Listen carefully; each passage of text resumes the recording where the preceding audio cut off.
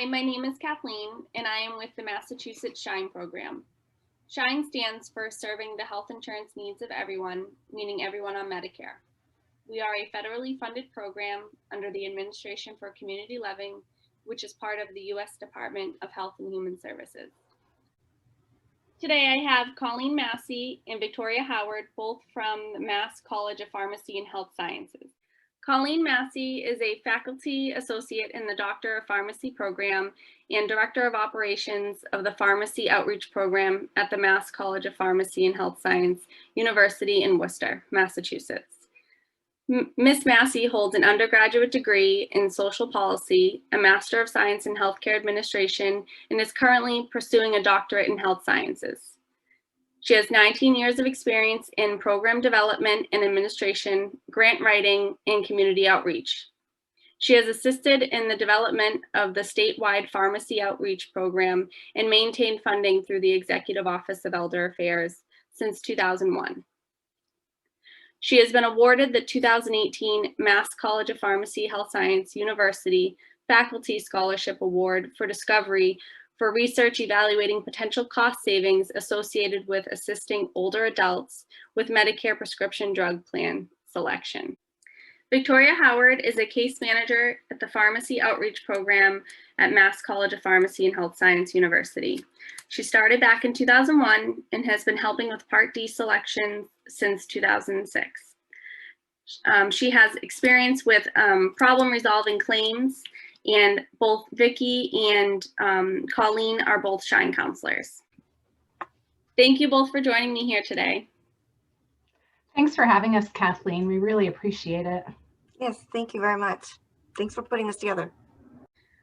What is the Mass College of Pharmacy Health Science Outreach Program? Who do you work with, and is there any cost for your services? That's a great question, Kathleen. Thank you. The Pharmacy Outreach Program is a free information and referral service available to anyone in the state of Massachusetts.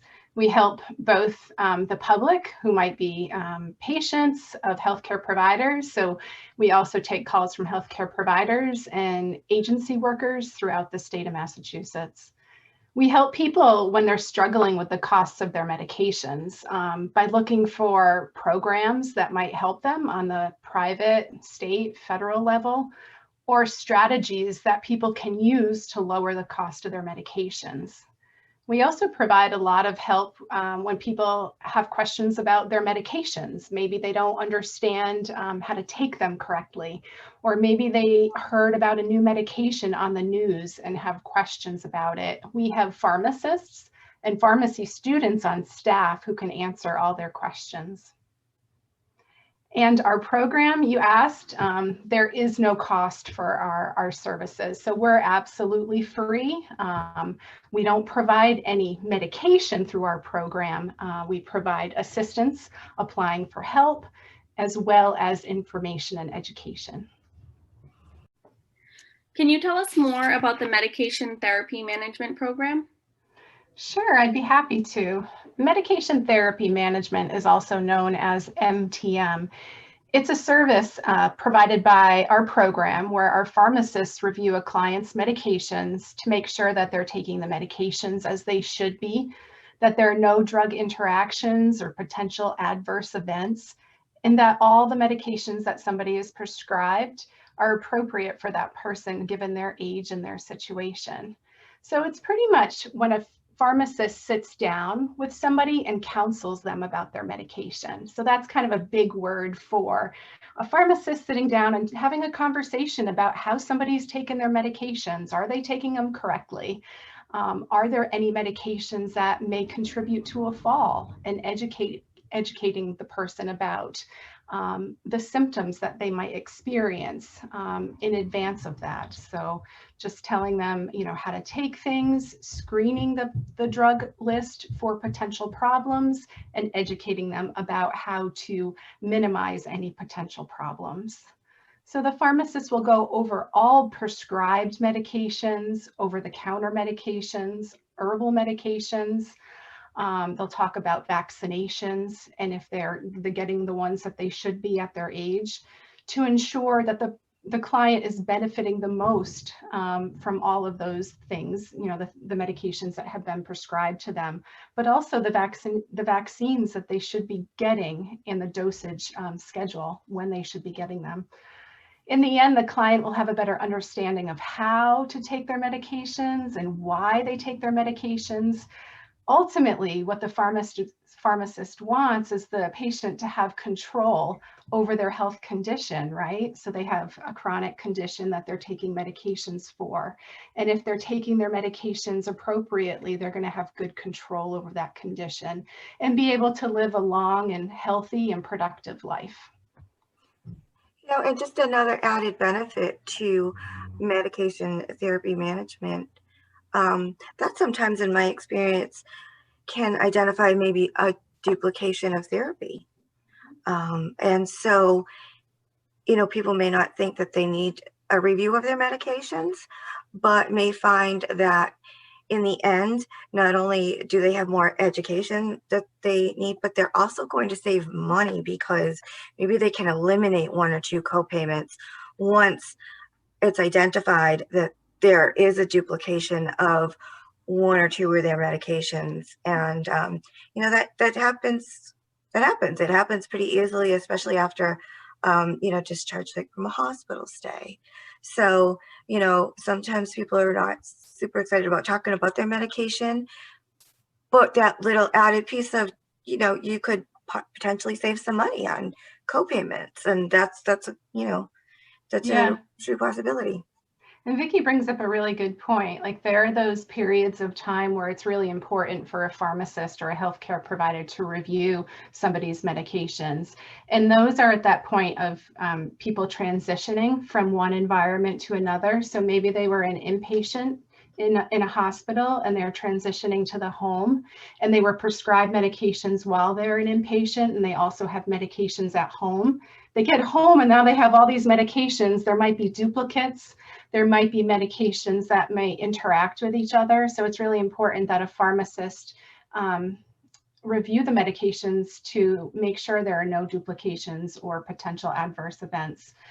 So people can call our program anytime for that service. Those transitional care periods could also happen when somebody is going into a rehab facility or coming home from a rehab facility. But it also could happen if people are seeing multiple healthcare providers, right? They're going to one healthcare provider who's prescribing medication, and then another one. Now our systems are getting better, and medical records, electronic medical records talk to each other, but not always, right? So it's really important that a pharmacist intervene and just check things out to make sure that everything is as it should be. How might you try to help someone who is having trouble paying for their medications? Really good question, Kathleen.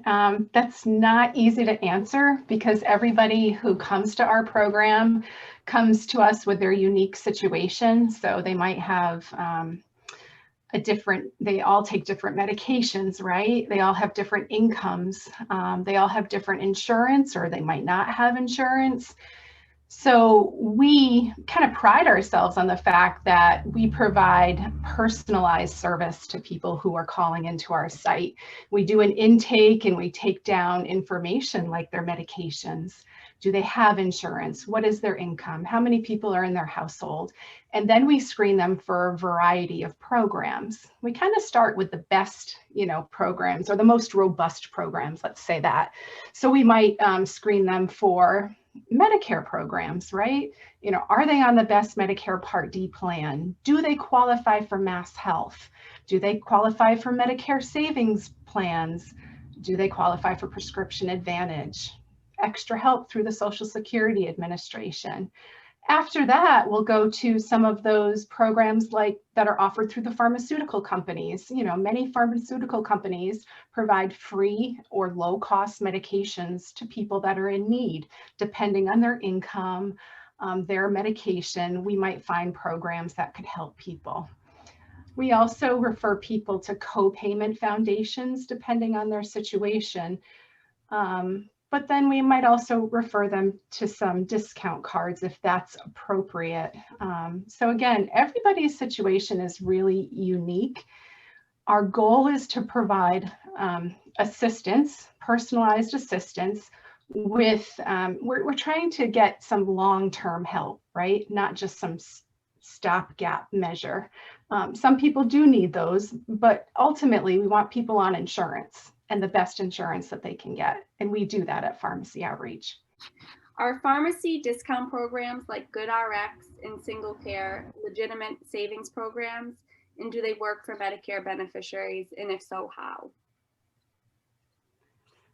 So these programs are legitimate savings programs for some people. But like we mentioned in a previous question, it really is, you really need to look at the individual's unique situation to determine if these programs are a savings to somebody who you're working with.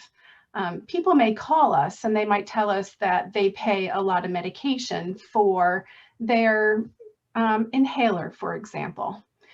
They have a $65 copayment for, say, their Spiriva inhaler. They feel that that's a lot of money. If you go to GoodRx, GoodRx is going to give you a discount off the full cost of the medication. So you're just getting maybe 10% off, maybe 20% off if you're lucky. That's not going to take it down to $65. So the GoodRx program and other discount cards are legitimate, and they will help people who don't have any coverage for that medication on their insurance plan, or maybe they don't have any insurance, maybe they just don't have any, and those programs are going to help them. But for somebody who's on Medicare, it probably isn't going to provide them with a lot of help if their medication is covered on their plan. An easy way to think of it is it's not going to discount a copayment. And as Colleen mentioned, it's a minimal discount off of the full price of the drug. And I can give you a great example that is just from yesterday. I looked up a drug for someone and it was $438 with GoodRx at one pharmacy, $455 at another pharmacy with GoodRx. However, this individual's copayment was $47. So her original question to me was she was going to call multiple pharmacies to see where she could get the best price. And I said, well, explain to her that calling the pharmacies, they actually can't provide that information without a prescription to run. So again, it's unique to everyone's specific certain situations, and it fills in the gaps, as Colleen mentioned. If there's a gap in coverage for someone, if it's a medication that's not covered by the formulary, or sometimes it works out well for a medication that maybe is exceeding the quantity limit of their insurance. That's another situation that comes up. So again, it really varies by individual. Yeah, I also want to add one more thing. So there are, right, especially this time of year, Medicare beneficiaries are going to the pharmacy and they're finding that they have to pay the first maybe $400 of their medication because their plan has a deductible. And they're wondering if they can get the medication at a lower cost. And they're looking towards these discount cards like GoodRx. When they use something like one of these coupon cards, they're purchasing their medication outside of their Medicare Part D plan. So none of the claims are going towards their Part D plan. So they're never going to get out of that deductible. They're just delaying the pain, right? So it's best if they just pay the cost the first month, and then the next month they'll be able to get that medication at a copayment price. That being said too, Colleen, I just want to mention there are copayment foundations available that sometimes can help folks with the very expensive, high cost biologics and injectable drugs and some of the oncology medications that are exorbitant, that can run in the hundreds and thousands sometimes. Colleen, do you have any success stories that you can share with us today? Yeah, definitely. One that comes to mind is when I was helping this woman who was on Medicare Part D, taking Revlimid, which is a very expensive medication used to treat multiple myeloma. What happened was she was going to go through her Medicare deductible initial coverage level and fall into the coverage gap all in the first month of the year. What I did, and Vicki mentioned this earlier, is I looked into some of the Copayment Foundation programs, and I found the HealthWell Foundation was willing to help her with the cost of that. So she would have her Medicare Part D plan, and then she would have her HealthWell assistance grant pick up the co-payments associated with that high cost medication. And then Prescription Advantage would also help her along the way. So she was very happy, and it made me really happy to help her find those programs. And Vicki, do you have a success story that you'd like to share with us today? I do have one recently, and it's wonderful when folks give us a call back for that follow-up piece to let us know. I recently was helping a woman who was new to Medicare, and that was since her cancer diagnosis, and she realized the cost, the co-insurance for her oncology drug, and she was, very concerned, of course, as expected, just about, to tears. And it was late on a Friday, and she actually called me back after 5 and apologized for calling me back after 5. But she was so excited, she wanted to share with me that she was awarded an $8,000 grant from one of the Copayment foundations. And she was so elated. Again, at that point, she was in tears, but they were happy tears. So, yeah. That's great to hear. Yeah. What are some of your biggest challenges? So one of our biggest challenges I find is helping people who have a slightly higher income. So they're slightly over the income, say for Prescription Advantage and a lot of the assistance programs, the private, state, and federal programs. But their medication is really high cost. It's hard to find something for somebody who's in that middle area. They might not be really wealthy, but they also don't have a very low income. And in that situation, what we have to do is we use our pharmacists. So our pharmacists look at the medication and look for other medications in the drug class to treat the same condition. And maybe they can find a lower cost medication on the person's insurance plan, or maybe they can suggest a generic alternative medication that would save them a lot of money. So those are difficult situations when you're trying to help somebody who has an income that's slightly higher, but they have a really high cost medication that they can't afford. And we run into that with the folks, especially who are disabled under 65, because as you know, I'm sure the income guidelines are different for those folks. So, we talk to anyone regardless of age or income in Massachusetts. So finding help for that individual can sometimes be a challenge, but we'll talk to them about Mass Health Common Health, or again, the conversation with the doctors, they're a low cost alternative. What are some of the concerns or common questions that you may be hearing about right now? That's a good question. Number one, at the beginning of every new year, folks are looking for help with their deductibles. We get a lot of calls from folks who may be new to Medicare and are looking for their options. Maybe help just selecting their Part D plan, high copayment or co-insurance, and of course, lots of questions starting to come in regarding the COVID-19 vaccine. There's also questions about the relatively new for 2021, the Medicare Savings Program that helps folks with insulin, can provide lower copayment insulin. And just briefly, there are 9 standalone Medicare Part D plans in Massachusetts that have chosen to participate in that, and that is definitely something that we can help folks with as well. Great. Are your services available during the COVID-19 pandemic, and how can consumers reach you? Yes, our services have been available to the public right along since the pandemic began in March.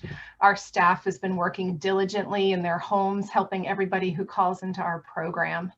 With this said, the outreach programs that we've historically been able to offer and hold at community sites, we haven't been able to do in person.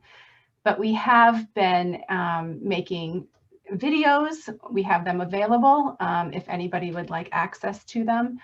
And you can reach us by calling our toll-free number, which is 866-633-1617, or you can go to our website and access our Ask the Pharmacist link. You can email us your questions and we'd be happy to help you. Great, thank you, Colleen. Now, is there an intake form that somebody would have to fill out in order to receive services from you? Yeah, there is a form, but typically what happens is people call our program, they call our toll-free 866 number, and our administrative assistant answers the phone and does an intake over the telephone. Most people like that service, or if that's not convenient for somebody, we would be happy to mail them a form. Great, thank you. So this is the website for the MCPHS Pharmacy Outreach Program. It gives you a little bit of information about who we are and how we can help you, as well as contact information. So you see our toll-free helpline number right there in the middle. We're available Monday through Friday, 8:30 to 5. And then over on the left-hand side, you see an Ask the Pharmacist link. You can click on that, fill out the form, and that would be emailed to our program, and somebody will respond to you after you submit that form to us. Great, thank you so much, Colleen. Well, thank you, Colleen and Vicki, for joining me today and answering all of these great questions. We hope this is beneficial for Medicare beneficiaries to hear about your program and people who are not a Medicare beneficiary. So everyone here in the Commonwealth of Massachusetts can learn about your program, and we hope that this was helpful for everybody who is viewing today. Well, thank you, Kathleen. We really appreciate the opportunity to let people know about our program and encourage them to reach out and give us a call so that we can help with their medication questions. And again, thank you, Kathleen, for coordinating this effort. Thank you.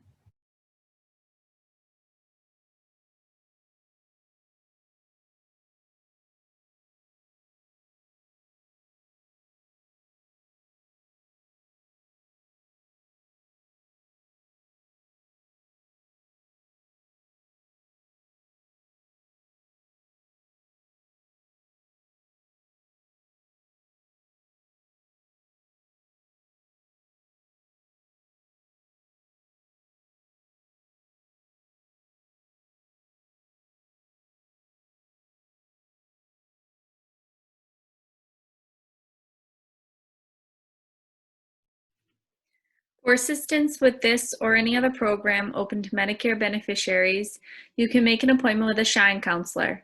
Here is a list of all of the Shine regions across Massachusetts and a contact phone number for each region. You can also contact Shine at 1-800-243-4636 or via our shinema.org website. Please know that Shine is here to support Medicare beneficiaries, and counselors are currently available for online or virtual appointments.